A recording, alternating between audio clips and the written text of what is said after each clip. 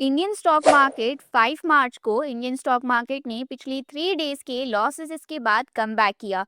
Sensex intraday high 79,680 पर और Nifty 50 intraday high 24,672 में।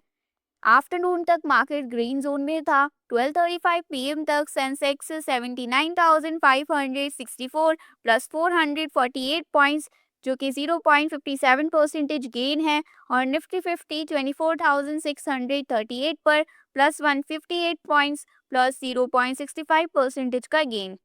इस रैली को कौन सपोर्ट मिला हैवी कंपनीज से, जैसे कि Reliance industries, Larsen and turbo, NTPC. जब बड़ी कंपनीज के स्टॉक्स ऊपर जाते हैं तो इंडेक्स भी ऊपर पुश होता है। Basic physics of stock market. और रुपये भी थोड़ा रिकवर हुआ, इंडियन रुपी भी स्ट्रांग हुआ। रुपी 48 पैसे स्ट्रांग होकर 91 रुपीज 57 पैसे पर डॉलर पर ट्रेड कर रहा था। और इसका रीज़न, जब स्टॉक मार्केट पॉजिटिव होता है और इन्वेस्टर्स पैसे इंडिया में इन्वेस्ट करते हैं तो रुपये को भी सपोर्ट मिलता है।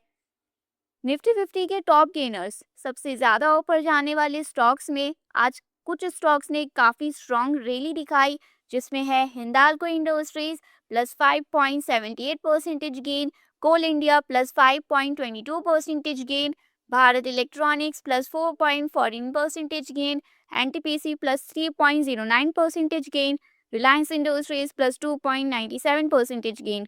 मतलब इन कंपनीज में स्ट्रॉन्ग बाइंग हुई।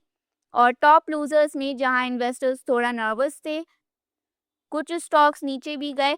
इटर्नल 1.96%, HDFC लाइफ -1.44% और HCL Tech -1.37% down, Tech Mahindra 1.21% down और Adani Enterprises 1.23% down. Usually IT stocks थोड़ा ज़्यादा प्रेशर में थे। इम्पॉर्टेंट स्टॉक्स न्यूज़, जो बजिंग स्टॉक्स हैं आज के, बीएसई स्टॉक ऊपर गया। बीएसई लिमिटेड के शेयर्स आज 4% तक जंप कर गए और इसका रीज़न है मार्केट रेगुलेटर सेबी ने अप्रूवल दे दिया है एक नए डेरिवेटिव प्रोडक्ट लॉन्च करने का, जो है सेंसेक्स नेक्स्ट 30 इंडेक्स। और इसका मतलब ये इंडेक्स बीएसई के नेक्स्ट 30 बिगेस्ट कंपनीज को ट्रैक करेगा जो टॉप सेंसेक्स 30 में नहीं है। इस पे ट्रेडर्स फ्यूचर्स और ऑप्शंस ट्रेड कर पाएंगे और ट्रेडर्स को नए प्लेग्राउंड मिल जाएंगे, तो एक्सचेंजेस का बिजनेस बढ़ता है। सिंपल। गुजरात गैस गिर गया। गुजरात गैस का स्टॉक 6.6% तक गिर गया और इसका रीज़न मिडिल ईस्ट वार की वजह से गैस सप्लाई शॉर्टेज हो गई है। कंपनी ने इंडस्ट्रियल कस्टमर्स को फोर्स मेजर नोटिस भेजा, यानी इसका मतलब है कि एक ऐसा अनएक्सपेक्टेड इवेंट जो कंपनी की कंट्रोल के बाहर है और इसी वजह से कॉन्ट्रैक्ट फुलफिल नहीं हो पाता। बेसिकली सप्लाई ही नहीं आ रहा, तो कम अब क्या कर सकती हैं। भारत फॉर्ज के स्टॉक ऊपर। भारत फॉर्ज के शेयर्स 4% से ज़्यादा ऊपर गए और इसका रीज़न है नॉर्थ अमेरिका में हैवी ट्रक्स के ऑर्डर 159% इंक्रीज हो गए फरवरी में।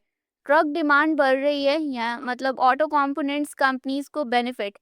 साथ ही कंपनी 800 करोड़ रुपीस का लोन रेस भी करने वाली है एक्सपेंशन के लिए। और हिंदुस्तान जिंक का रिसर्च डील। हिंदुस्तान जिंक ने वर्जीनिया टेक यूएस यूनिवर्सिटी के साथ पार्टनरशिप की है और इसका गोल है सिल्वर रिकवरी इम्प्रूव करना माइनिंग प्लांट्स में। अगर माइनिंग प्रोसेस एफिशिएंट हो गया तो प्रोडक्शन ज़्यादा होगा और प्रॉफिट बेटर। इन्वेस्टर्स को फ्यूचर ग्रोथ पसंद आती है, इसलिए स्टॉक ऊपर। एल्यूमिनियम कंपनीज में रैली। एल्यूमिनियम स्टॉक्स जैसे नाल्को, हिंडाल्को ऊपर गए और रीज़न इंटरेस्टिंग है। कतर के एक major aluminium smelter gas shortage की वजह से प्रोडक्शन शट डाउन कर रहा है और सप्लाई कम हो गई है ग्लोबल मार्केट में। और इसका रिजल्ट है कि एल्यूमिनियम प्राइस 52 वीक हाई पर पहुंच गया। लंदन मेटल एक्सचेंज पर जब ग्लोबल प्राइस बढ़ता है, इंडियन एल्यूमिनियम कंपनीज को बेनिफिट मिलता है। इकोनॉमिक्स का बेसिक रूल है सप्लाई कम डिमांड सेम तो प्राइस ऊपर। और Omnitech Engineering IPO flop debut. IPO investors के लिए थोड़ा painful moment. Omnitech Engineering stock listing के दिन ही गिर गया। इशू प्राइस 227 रुपीस था।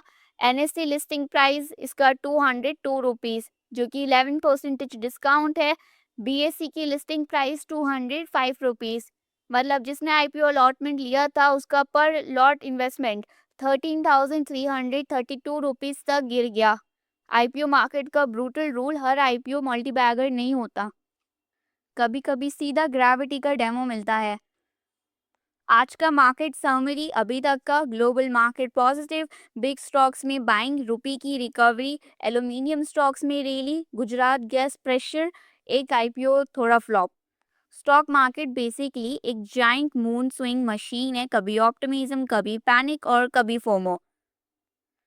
ये वीडियो सिर्फ एजुकेशनल पर्पस के लिए है, स्टॉक रिकमेंडेशन या बाइंग एडवाइस नहीं है। कोई भी इन्वेस्टमेंट डिसीजन लेने से पहले एक सर्टिफाइड फाइनेंशियल एडवाइजर से कंसल्ट करें। और अगर आपको वीडियो हेल्पफुल लगा तो इसे लाइक करें, शेयर करें और चैनल को सब्सक्राइब करें। Thanks for watching.